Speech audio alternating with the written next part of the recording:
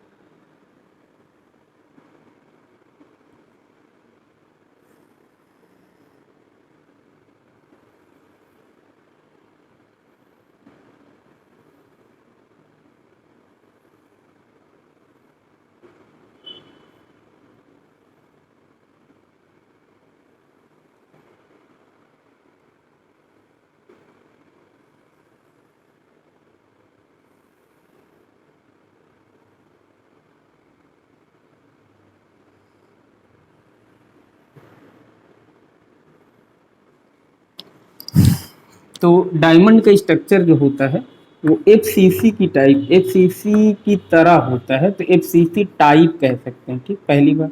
दूसरी बात, डायमंड बनता है कार्बन के एटम से मिलकर। तीसरी बात, कार्बन एटम कहाँ कहाँ प्लेस्ड होते हैं। सिंस ये एफसीसी की तरह होता है तो आप कॉर्नर पे रखेंगे प्लस फेस पे। उसके अलावा ये आपको याद रखना है, अल्टरनेट टेट्राहेड्रल वाइड पे कार्बन रहता है। टेट्राहेड्रल वाइड इस तरह की यूनिट सेल में कितने उपस्थित होते हैं, ये आप मेरे पहले और दूसरे लेक्चर में आप देख सकते हैं। जो मैं पहला और दूसरा वीडियो डाला हूं उसको मैं इस वीडियो के लास्ट में डाल दूंगा, तो उसमें आप इसे ऐड कर दूंगा, तो उसको आप देख लीजिएगा।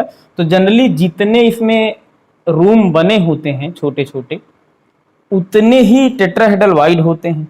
तो इसमें कितने रूम हैं आप गिन सकते हैं, 1 2 3 4 5 6 7 और 8 रूम होते हैं। तो कुछ इस तरीके का ये दिखाई देता है, आप इसको देख सकते हैं कुछ ये इस तरीके से। तो इसमें 8 रूम आपको दिखाई देंगे। अच्छा, एक चीज याद रखना है, इसको मैं अगर समझाने के लिए इसको लूं तो ये जनरली स्ट्रक्चर आप NaCl का है, तो मुझे NaCl के बारे में नहीं बताना है यहाँ पर।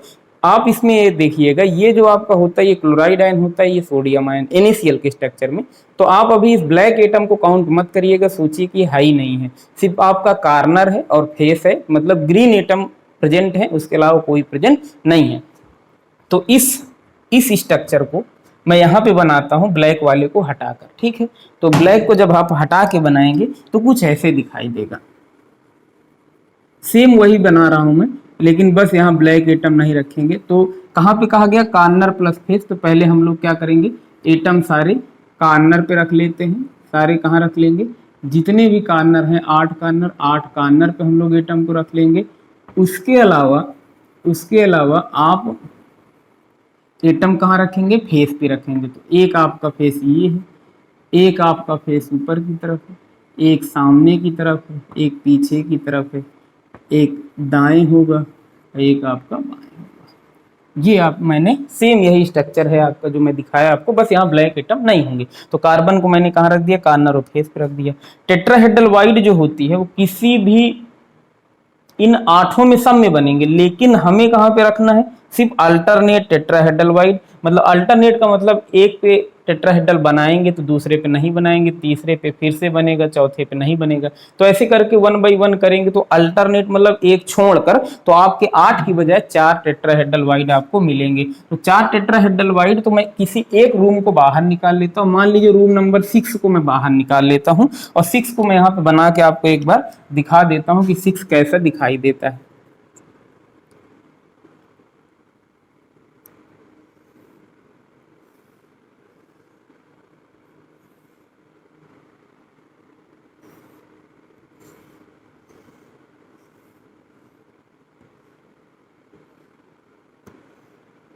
ये 6 है जो आपकी तरफ है, ठीक। ये 5 वाला पीछे की तरफ है, 6वां आगे की तरफ। तो इसमें एटम रख देते हैं हम लोग। ये वाला एटम यहाँ होगा, ये वाला एटम यहाँ पर होगा। जैसे वहां पे सेम वही मैं बना रहा हूँ, बस आप यहाँ पे ध्यान देंगे, उसको देखते हुए यहाँ पे निकाल रहा हूँ। तो ये रूम नंबर 6 हो जाएगा। तो सेंटर में, यही मेन है, सेंटर में आपका एक एटम कह रहा है कार्बन होगा, अल्टरनेट। तो सभी में होगा, तो मैं एक निकाल के आपको बता रहा हूँ। यहाँ पे एक कार्बन एटम है।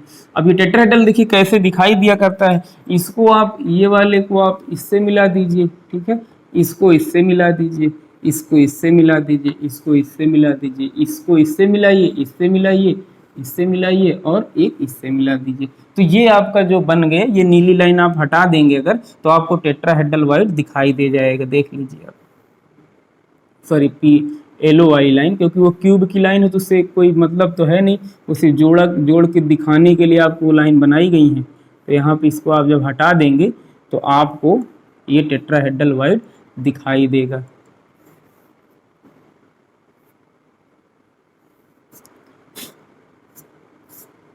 देखिए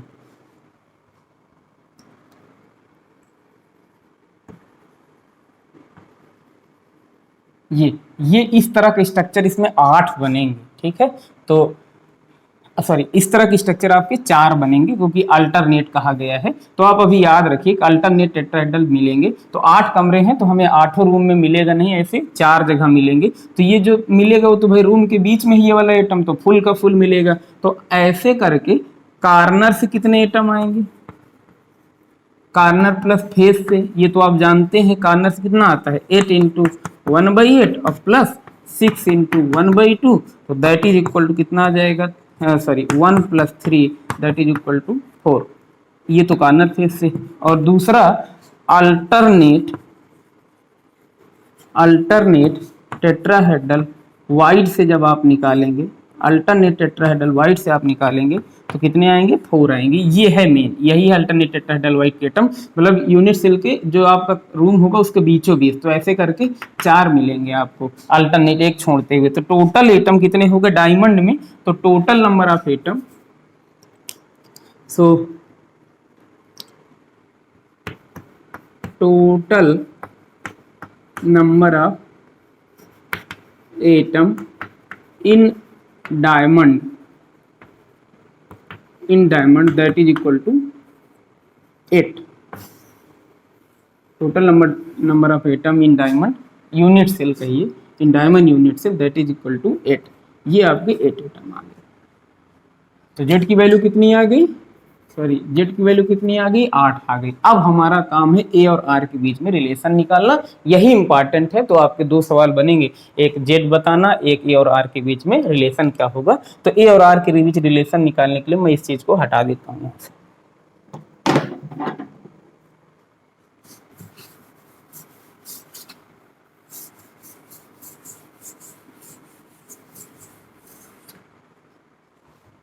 देखिए इस रूम को मैं बाहर निकालता हूँ फिर से, ठीक है। चलिए पहले एक चीज यहाँ समझ लीजिए, ये लेंथ कितनी होगी, इसको ए कहेंगे, ठीक है। तो मैंने इस रूम को निकाला है, तो भाई ये इतना और ये इतना, तो ये लेंथ कितनी होगी, यहाँ से यहाँ तक, यहाँ से यहाँ तक कहिए, चाहे यहाँ से यहाँ, ये कमरे की लेंथ कितनी होगी भाई, ये कितना होगा, यहाँ से लेके यहाँ तक ये कितना होगा, a/, जैसे यहाँ लिख देते हैं a/2 होगा।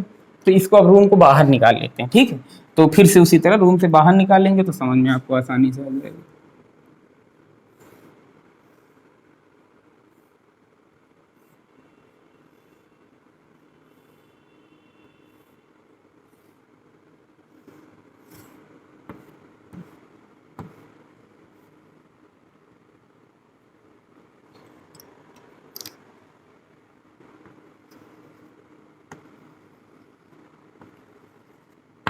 आप जो एक मेरी वीडियो है टेट्राहेड्रल ऑक्टाहेड्रल, उसको जरूर देख लीजिए, कोशिश करिएगा समझने की। उसके बाद इस क्लास के बाद या 1-2 क्लास के बाद आपका टेट्राहेड्रल और ऑक्टाहेड्रल फिर से आ जाएगा, ठीक है।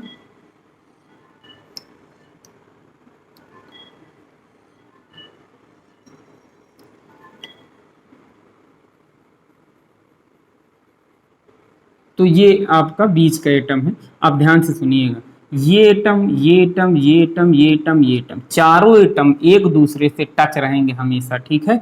एक दूसरे से क्या रहेंगे, टच। तो अगर इन दोनों को मैं ऐसे दिखाना चाहूँ बाहर की तरफ, इधर की तरफ दिखा देते हैं, ऐसे ये कुछ रहेंगे।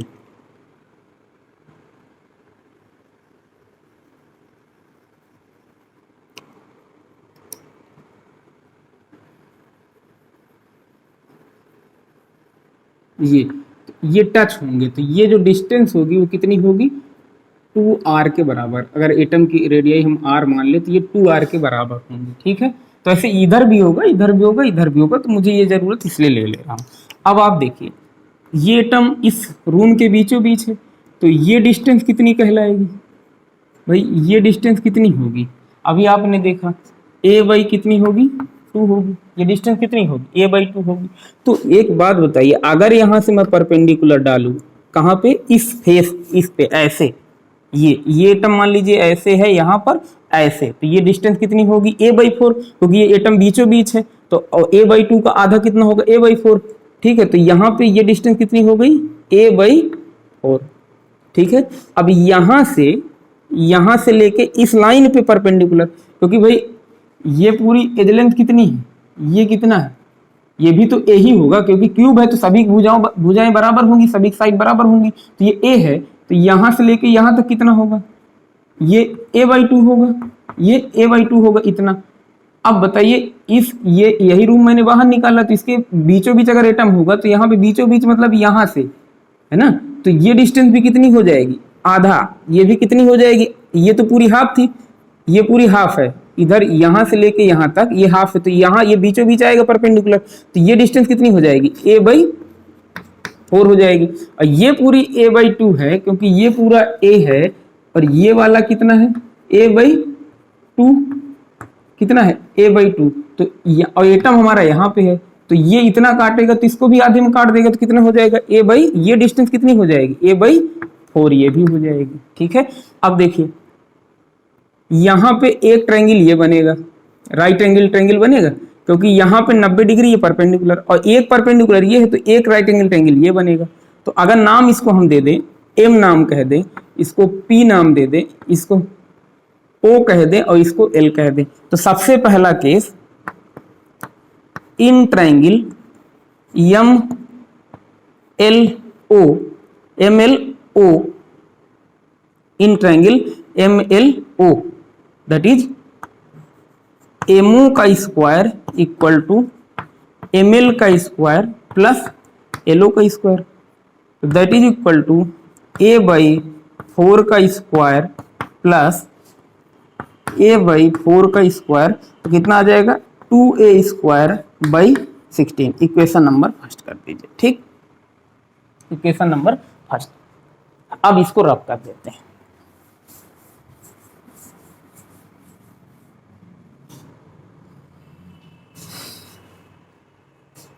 तो अब नाउ सेकेंड होगा, in triangle MOP, in triangle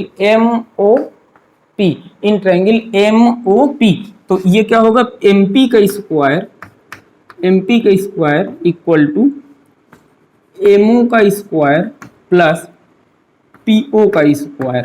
तो MO का स्क्वायर कितना आएगा, MO की वैल्यू, MO का स्क्वायर आप निकाल ही चुके हैं, तो ये आ जाएगा 2A square by 16 plus PO कितना है भाई, A बाई 4, तो उसका स्क्वायर कितना हो जाएगा, A बाई 16, तो that is equal to 3A square upon 16, 3A square upon 16, तो MP स्क्वायर आ गया 3A स्क्वायर अपॉन इतना MP स्क्वायर। अब एक बात बताइए, ये M है और ये P है, दोनों को मैंने कहा था टच है, तो इनके सेंटर से सेंटर की दूरी कितनी है, 2r, तो MP की जगह कितना रख सकता हूँ, 2r, तो यहाँ पे लिए लिख सकता हूँ कि 2r का स्क्वायर, 2r का स्क्वायर इक्वल टू 3, चलिए ऊपर लिख लेते हैं इसको, इसको मैं यहाँ हल कर देता हूँ, ठीक है।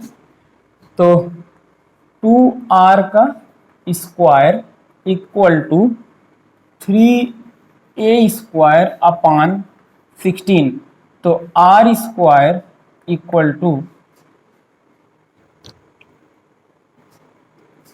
या एक काम करिए 60 में हो जाएगा थोड़ा, sorry, MP equal to √3A by 4 लिख सकते हैं, और MP की जगह क्या हो जाएगा 2r, तो r इक्वल टू कितना आ जाएगा, √3, चलिए पूरा लिख लेते हैं, 2r equal to √3A by 4, so r equal to √3A by 8। यही आपका रिलेशन है जिसे हमें निकालना था। डायमंड के केस में एज लेंथ और रेडियाई ऑफ द एटम के बीच में जो रिलेशन होता है वो आपका होता है √3A/8। ये हमेशा आपको याद रखना है। तो यहाँ पे पूरे इस लेक्चर में मैंने आपको ये बताया कि R और A के बीच रिलेशन क्या होगा और उसके एक यूनिट सेल में कितने नंबर ऑफ एटम होंगे। 8 नंबर ऑफ एटम कार्बन के उपस्थित होते हैं डायमंड में एक यूनिट सेल में, और रेडियाई और एज लेंथ के बीच का रिलेशन होता है R equal to √3A/8। So now we will calculate the packing efficiency and putting the value of A here, putting the value of A from here to this equation and calculate the packing efficiency.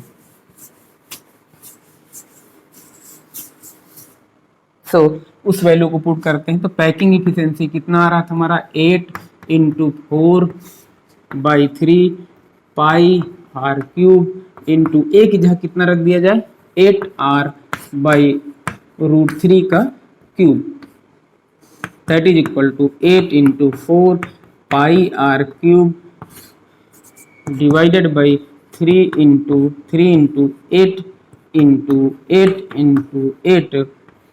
r cube into 3√3, तो 8 cancel होगा, 4 × 8 ये cancel हो जाएगा आपका, r cube cancel हो जाएगा, 3 cancel हो जाएगा, वैल्यू आपकी आएगी √3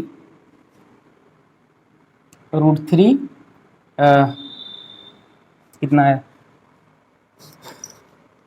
8 × 4/3 पाई r क्यूब, ए की जगह हो जाए 8r/√3, ठीक है। 8 × 4 pi r cube into 3 × √3, 3 × 8 × 8 × 8 r cube, तो r क्यूब कैंसिल हो गया, 4 × 8 हो गया, 8 तो ऐसे कैंसिल, ये हो गया, ठीक है। तो √3 पाई/16, तो ये आपकी वैल्यू आ गई packing efficiency,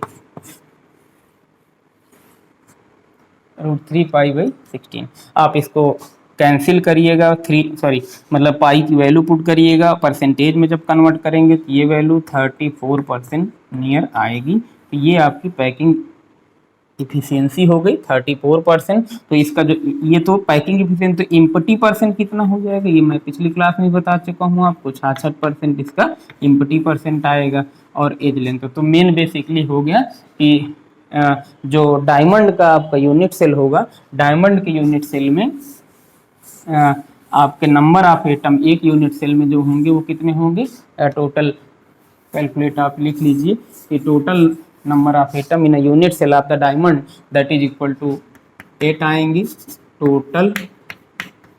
total number of atom in a unit cell of diamond, in a unit cell of diamond, that is equal to 8. And यही इंपॉर्टेंट होगा और ए और आर के बीच का रिलेशन मैंने आपको बताया. In the next class we will discuss about the hexagonal close packing efficiency as well as the relation between A and R in case of the hexagonal close packing. Okay, thank you.